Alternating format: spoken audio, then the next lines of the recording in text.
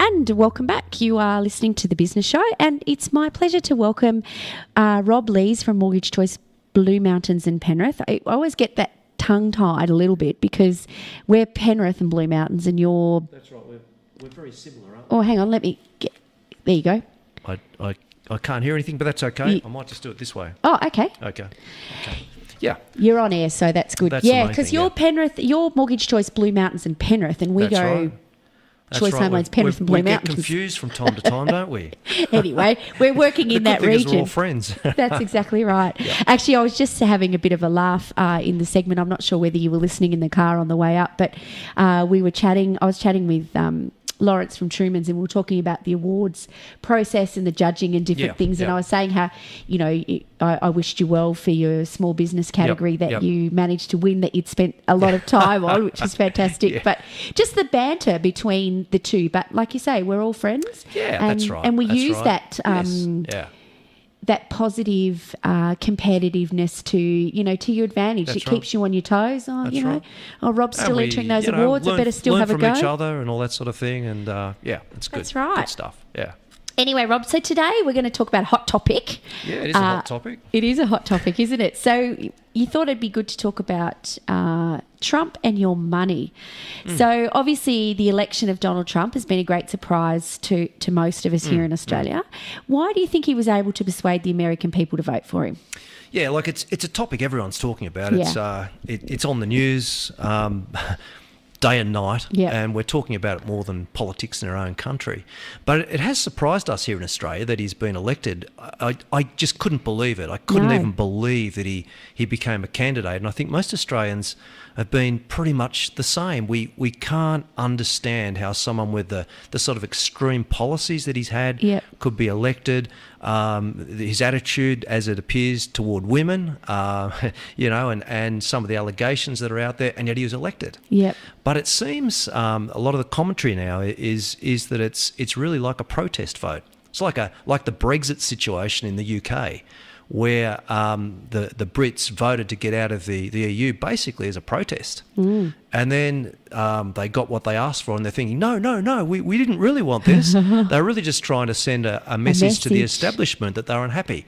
And that seems to be why they've rallied around Trump, because he's not part of the establishment. And it's kind of like they've stuck the middle finger up at the establishment and said, I get one vote and I'm going to give it to you. And the result of that is Trump has been elected. Yeah, but there's consequences. Well, that's right. And some of the commentators have said, they're 2 weeks down the track, a little bit like the Brexit, they're going to look at it and say, oh my goodness, what have we done? Yeah. Although it's interesting, he seems to have become a little softer. He does, doesn't he? He hasn't been quite as aggressive. And we don't quite know yet which Trump we're going to get. No. Whether we're going to get the protectionist Trump who's out there and, with his finger on the trigger, ready to attack someone, or whether we're going to get the more pragmatic sort of Trump. And so that's yet to be seen, really. I think it really is the big unknown right now. It is, yeah. It's kind of it's scary, but seeing this softer side is almost it's a little bit comforting because it is comforting. And the interesting thing is that the markets have reacted just like that. Yeah. And markets are very emotional and very sensitive to that kind of thing. We don't quite know which way he's going to jump yet. So when he was first elected, the Australian market and world markets generally took a dive. Yeah. And then the next day, after he met with Obama and seemed to be calmer and more pragmatic, our markets came back up again, and actually we had a really strong week. Yeah, which is crazy, isn't it? It's crazy, yeah, absolutely. So what are some of Trump's key policies, and what impact could these have on the global economy and world markets, do you think?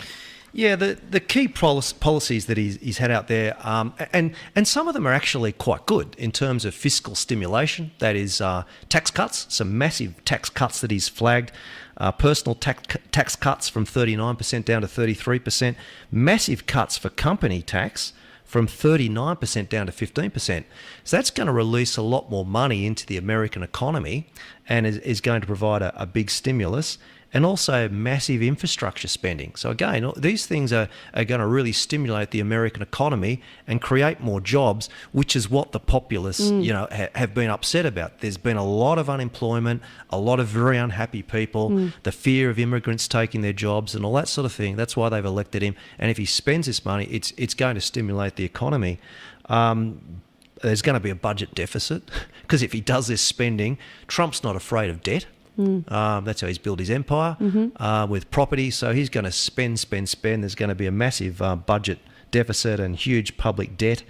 Policies around trade, he's going to renegotiate free trade agreements and provide protectionist policies like 45% tariff on Chinese goods. That's massive. That's huge. And 35% on Mexican goods.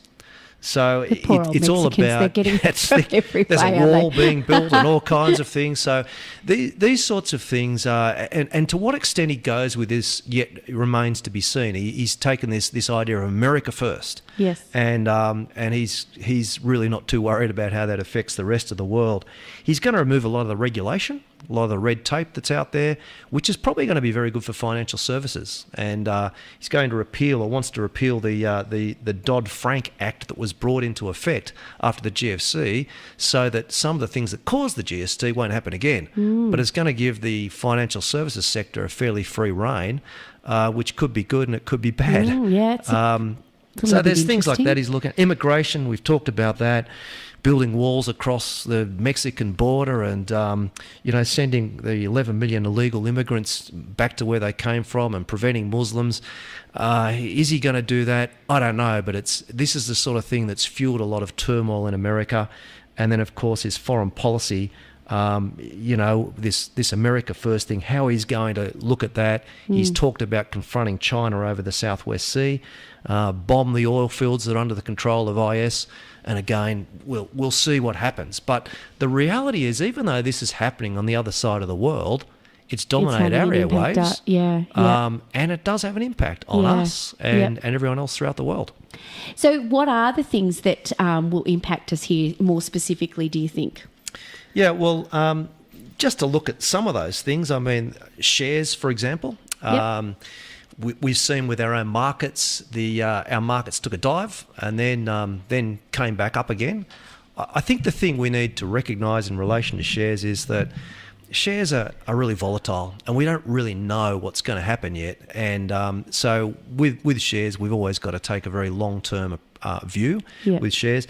There's just going to be a lot of volatility as we try and work out which way he's going to jump. But there's no doubt that what happens over there in America is going to have an impact on us. Here. Yeah, absolutely. Does he, in regards to the American politics, is the things that Trump is saying he's going to put through, does it have to go through like the system like it does here? It still has to go through Congress, but his party has control of that. Okay. So he's going to have a lot of difficulties with that. So there's still a lot of unknown. Yeah. But a lot of I've read a lot of articles over the weekend, and there's still a lot of argument about whether Trump, the pragmatist, will actually emerge because he has to, and he's a person who knows how to pull off a deal, but he's going to have to work with people to bring that about. So it's going to be very interesting. So hopefully some of his good values, I mean, he's obviously a very successful businessman. Hopefully we can see the good Trump.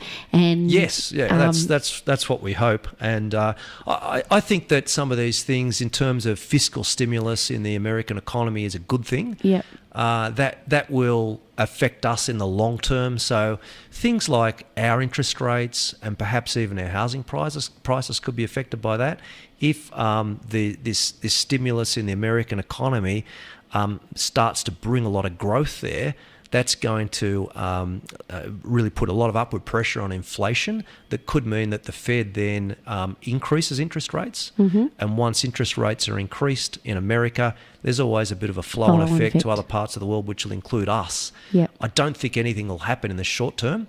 Probably we're still looking at a rate cut next year, but probably Shane Oliver says, chief economist from AMP, about 2018, if there's inflationary pressures, if there is inflation that comes into America, that will have an effect on us. Our interest rates will start to come up. and it probably will also affect our housing market. And there was one of the other economists that talked about, it was actually Michael Pascoe was talking about, this could be the thing that bursts the bubble if our interest rates start to rise. Yeah, so, absolutely. So who knows how that's going to play our out. property market at the moment is I've actually been out looking to purchase over the weekend, and my eldest daughter is very, down and out. Well, we'll never afford, and I thought, no, everyone's got to do the hard yards, but I don't know. I'm actually starting to think. I think the kids are almost outpriced. While interest rates, in the Sydney market, yeah. But even now, I looked at a property. It went for auction in South Penrith on the weekend. And just a very basic, none of these McMansion kind of properties, just a very simple 3-bedroom home. It was very neat, but it went under the hammer for $737,000. It's crazy. It still is. We've still got a very heated market. Yeah. There's not a lot of supply out there.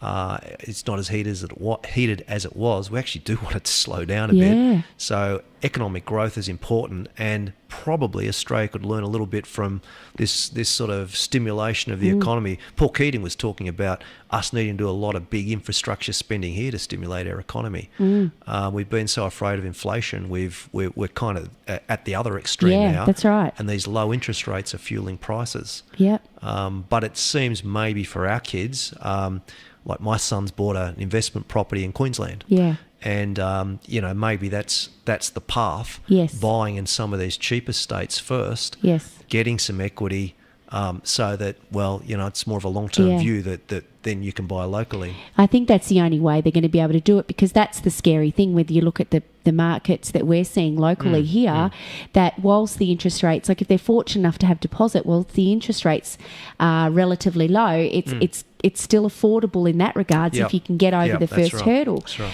But when interest rates do start to increase and people are carrying... It's going to put people under a lot of pressure. That's right. Yeah. So there's a whole lot of things still with this. So what about superannuation?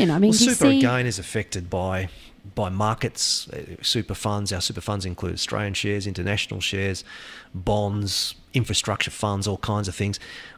My message is, with all of this, just, don't worry too much. I think you've got to take a long-term view. So if you see your super fund lose value over a 12-month period or even a two-year period, don't worry about it too much. You need to have a 10-year view of these sorts of things, and there's going to be a lot of volatility, and particularly in the days ahead here. If you're on the other side, if you're sort of, within expecting a retirement within a couple of years, now would be the perfect time to be chatting to your financial planner. Talk to the financial planner who can put the right plan in place, and it's probably better to be a bit more conservative if we're living in uncertain times. Yeah, absolutely. And with a lot of volatility. Yeah.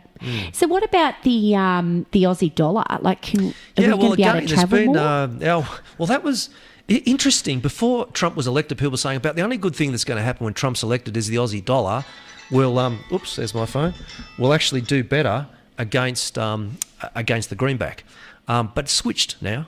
Yeah. So that now, again, with the fiscal stimulus, and if it actually creates upward inflationary pressure, it's actually going to make the US dollar more valuable, which will actually put downward pressure on the Australian dollar. Yep. So we've been sitting around about 76 cents there against the greenback, and it's better for our economy to have our Australian dollar come down because it makes our exports cheaper, but not so good for our travel, is it? No. So if you're going over to America, get your US dollars now, I think. That's a good advice. Yeah, that's right. What about petrol and oil? Petrol prices, at the moment, what's really influencing those prices is probably more OPEC that made a decision there to actually reduce production. So we're probably going to get an increase of 5 to 10 cents at the pump in the next few months.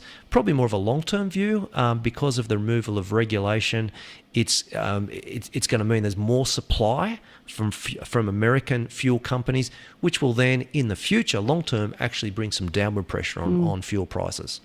You are just an absolute minefield of knowledge, Mr. Lees. I've done a lot of reading this week just to try and immerse myself in it, and I kind of enjoy the stimulation of these things.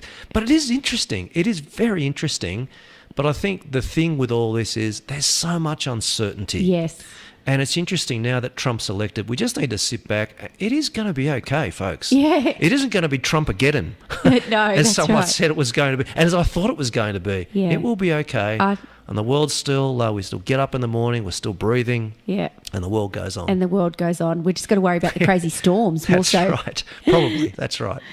Well, thanks, Rob. Thanks. That fantastic session. You obviously are well versed in the whole economical view, be it overseas and be it here. So I learned a few things. So my pleasure. Fantastic. Okay.